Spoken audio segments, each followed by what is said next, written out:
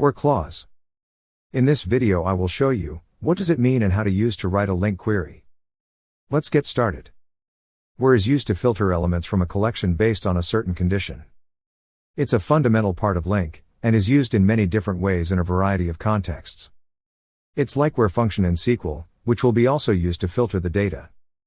The structure of this clause is as following. Where, and condition.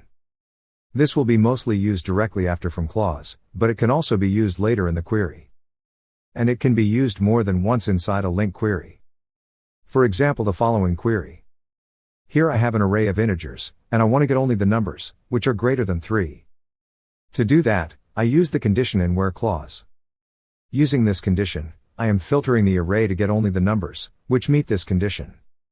The result of this query will be the following array, which contains only these numbers, that are greater than 3. As you see, I use the range variable to write the condition. Using this variable, I am filtering the data source. This is how to use the clause in general. Let's learn more about this clause in detail, how to use and what to set. As mentioned, we only need to write a condition after where clause. The condition must meet the following requirement. It must return true or false. This means, it should be a predicate that returns true or false. For example, the following condition returns true if the number is greater than 3, else it returns false. Or this condition to check if the string starts with letter F. It returns true if the string start with letter F, else it returns false. Or this condition to check if the rows count is greater than 0. If it's greater than 0, it returns true, else false. As you see, all these conditions return either true or false. Each item meets the condition, will be included in the result. And each item doesn't meet the condition, will be excluded from the result. The condition could be a simple condition, consisting of only one part, like this example, where I only want to check if the number is greater than 3. Or it could be a complex condition, consisting of more than one part. For example, this one, where I am checking if the number is greater than 4, and also if the number is smaller than 8. If the number meets both conditions, the result will be true, else it will be false.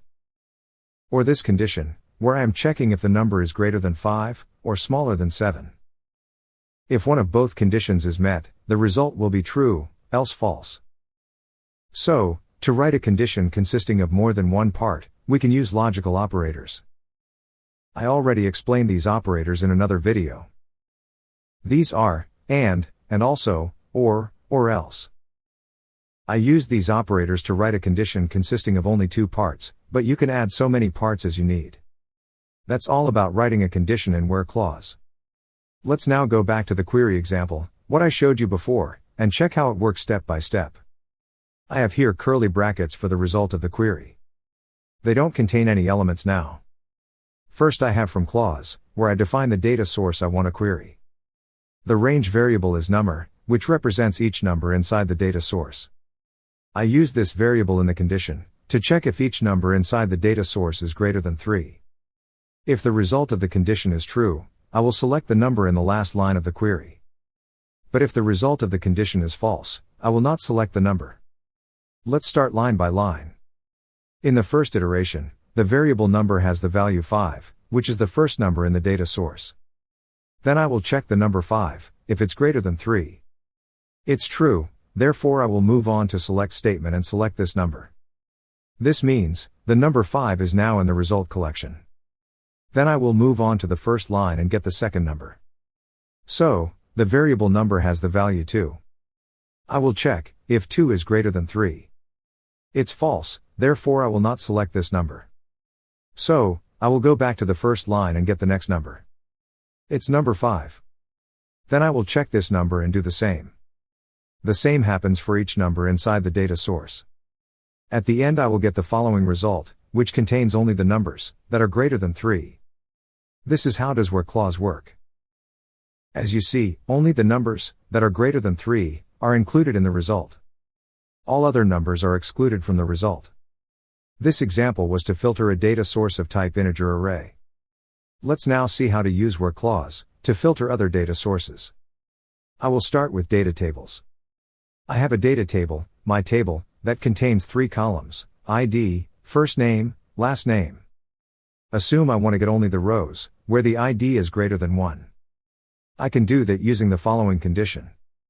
As you see, I use the range variable, row, to set the condition. This variable is of type data_row, therefore I used it in this way. The variable with the column name, what I want to check. In this way I can filter a data table. As a result, I will get all rows from the table where the ID is greater than 1. Let's see another condition, to filter the table using another column, for example first name. Assume I want to get only the rows where the first name is John. I can do that using this condition. As you see, I used again the same structure, but another column name. The result here will be only these 2 rows, where the first name is John. And so on. We can filter a data table using where clause. Let's check another data type, for example dictionary. I have a variable, my dictionary, of type dictionary of string. It contains the following pairs. I want to filter the dictionary to get only the key value pairs, where the key starts with string constant. I can do that in this way. As you see, I used again the range variable to write the condition. The range variable here is of type key value pair, therefore I can use the property key. The result of this query will be a dictionary, which contains only the key value pairs, where the key starts with string constant. All other key value pairs will be excluded from the result. Let's see another query, where I want to get only the key value pairs, where the value is not empty. For that I can use the following condition. Here I use the property value, to check the value content of the current key value pair. In this case, I will get all key value pairs, where the value is not empty. And so on. We can filter a dictionary using where clause. Let's check another data type, for example XML document. I have the following XML document. The root element is persons, which contains different elements with name person. Each person element contains different elements, name, age, city, address. Assume, I read the XML document and store it in the variable, xdoc, of type xDocument. So, xdoc will be the data source I will use in the query. The request here is to get only the address elements from the document, which are not empty. I can do that in 2 different ways. Let's see the first query to do that.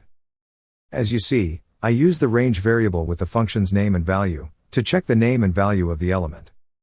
In this case, I will get the following 2 elements, where the element name is address, and the value is not empty. The second way to do that will be the following query. Here I use the element name directly with the data source. After that I am only checking, if the value of the element is not empty. The result of this query will be also the same. This is also how to use where clause to filter an XML document. I hope it's clear for you now, how to use where clause to filter a data source. I will not explain each data type in this video, because I will show you later in the course, how to use this clause and also other clauses in many different use cases. For now you only have to know, what is this clause for and how to use in general. It's also okay, if you don't understand the queries from this video. So, don't worry, I will explain these queries in details later, once we learn the other operators and clauses. One last point you have to know, what I already mentioned at the beginning of this video, that we can use where clause more than once in a LINQ query. All examples I showed you before, are using only one where statement, where I filtered the data source. But we can use it also more than once. Let's see that in an example about a data table, my table. This table consists of 3 columns, first name, last name, country. I have the following 6 rows in the table. Assume I want to get only the rows, where the country is Germany, and the first name is John. To do that, we have different options. I mean, we can write different queries with different clauses and operators, to get the same result. I will show you only 2 queries, of how to do that. The first one is using a LINQ query with only one where clause, where I am filtering the both columns, first name and country. Using this query, I will get only these rows, where the first name is John, and the country is Germany. The second way will be using 2 where clauses. For example this query. I used here exact the same conditions, but in 2 where clauses. Each condition in where clause. The result of this query will be also the same. I will get only these 2 rows as output. I use the both clauses after each other, But you can also use other clauses between these two where clauses. I also use the range variable in both clauses, but I can also use something else to write the condition. You will learn more about that later in the examples during this course. That's all you have to know about where clause for now.